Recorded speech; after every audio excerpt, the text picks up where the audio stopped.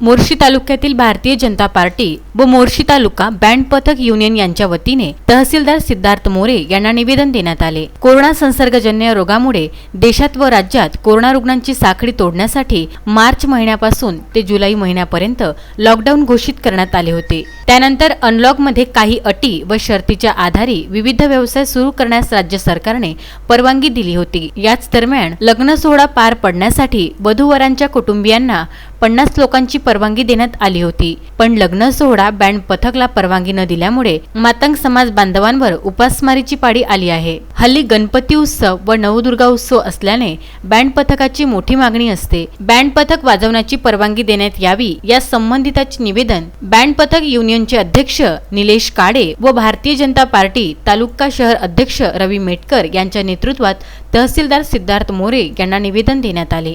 यावेळी भारतीय जनता पार्टीचे जिल्हा सदस्य ज्योतिप्रसाद मालवीय तसेच नगरसेवक मनोहर शेंडे, पंचायत समिती उपसभापती माया वानखडे, निलेश काडे, अनिल कांबळे, संजय काडे, दिनेश वानखडे, दीपक थोरात तसेच आई भवानी बँड पार्टी, राजुरा बाजार तसेच आकाशदीप बँड पार्टी व सम्राट बँड पार्टीचे पदाधिकारी प्रामुख्याने उपस्थित होते। आम्ही मातंग बांधव एका ठिकाणी झालेला आहे।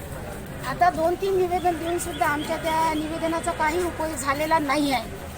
आम्हाला असं समजते की हे गव्हर्नमेंट आमच्यासाठी काहीच करत नाही आहे, कारण लॉकडाऊनच्या पिरियडमध्ये आमच्यावर एवढे उपासमारीची पाळी आली होती। आमच्या लोकांचे म्हणजे काहीच त्यांना मिळालं नाही आहे। आमच्या लोकांचं जर जे पथक असते ते उन्हाळ्यात असते आणि त्याच्यामुळे ते जे साठवण करून ठेवते पैशाचे वगैरे ते बिचारे कसे तरी उदरनिर्वाह करून खातात। आता हे लॉकडाऊनमुळे तर सगळंच बंद झालेलं आहे, काहीच त्यांच्याकडे सोर्स राहिलेला नाही आहे। अशा पिरियडमध्ये जर गव्हर्नमेंटने त्याच्याकडे लक्ष दिलं पाहिजे, त्यांच्याकडे लक्ष देऊन त्यांचे जे प्रश्न आहे, आता लग्नामध्ये तुम्ही 10 लोकांची परमिशन देता, तिथे 500 लोक जुळतात, यांना 10-12 लोकांची परमिशन देणं का कठीण करता तुम्ही?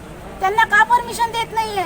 त्यांना परमिशन देण्यात यावं असं मलाच म्हणायचं आहे, कारण माझा समाज हा खूप गरीब आहे आणि खूप मागासलेला आहे। शेती नाही, वाडी नाही, काहीच नाही, बिचारे कसे तरी पॅन्डावर हे करतात। आता गणपतीचं सीझन आहे, त्याच्यानंतर दुर्गादेवीचं सीझन आहे, त्याच्यानंतर समजा लगन सराईचं सीझन आहे।